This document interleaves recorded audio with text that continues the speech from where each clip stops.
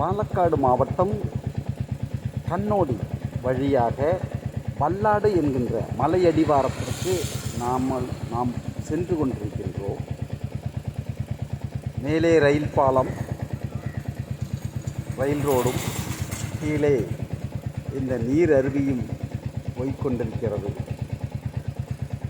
நாம் இப்போது வல்லாடு என்ற வல்லடி என்கின்ற மலையடிவாரத்தை நோக்கி போய்கொண்டிருக்கின்றோம். இயற்கை செழித்து குலுங்குகின்ற அந்த மலையடிவாரத்திற்கு நாம் போய்கொண்டிருக்கின்றோம். இதுன்னு நல்லோடா வல்லடி மலை அடிவாரம் இவ்வளவு அழகாக இருக்கின்றது அல்லவா? பாருங்கள்.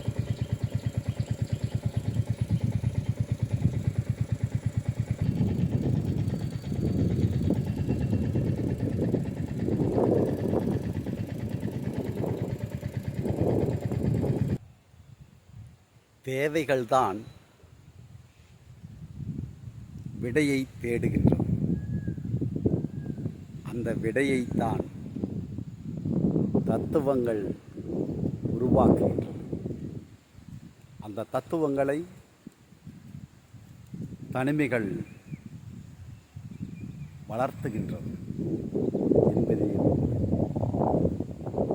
அதனால்தானோ என்னவோ நமது இந்திய தேசத்திலே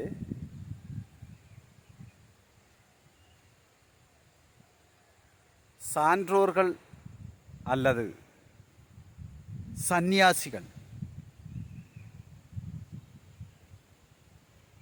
நிறைய பேர் மலை உச்சிகளை தேடி போய் அமர்ந்திருக்கின்றார்கள்.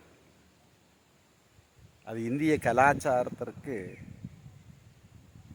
பெரும் உறுதுணையாக இருக்கின்றது என்று சொல்ல வேண்டும். வயலும் வயலை சார்ந்த இடம்,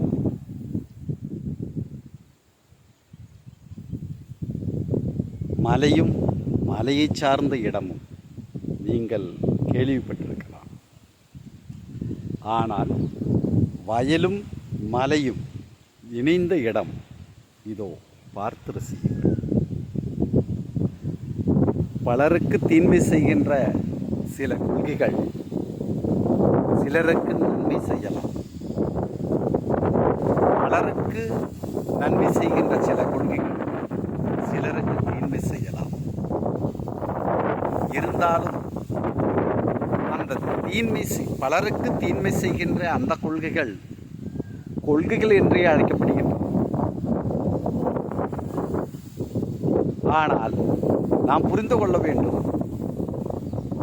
அனைத்துமே தத்துவங்கள் என்றும் கொள்கைகள் என்றும் சொல்லப்பட்டாலும், உதாரணமாக ஹிட்லருடைய தத்துவங்களையும் கொள்கைகளையும் கொள்கைகள் என்று தத்துவங்கள் என்றுதான் சொன்னார்கள்.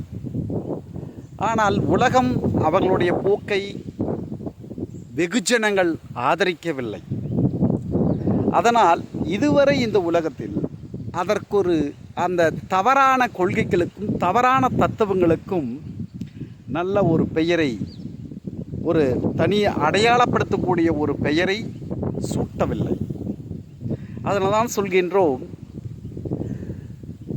வெகுஜனங்களுக்கு தீன்மை செய்கின்ற உருவாக்கப்படுகின்ற அந்த கொள்கைகள், அந்த தத்துவங்கள்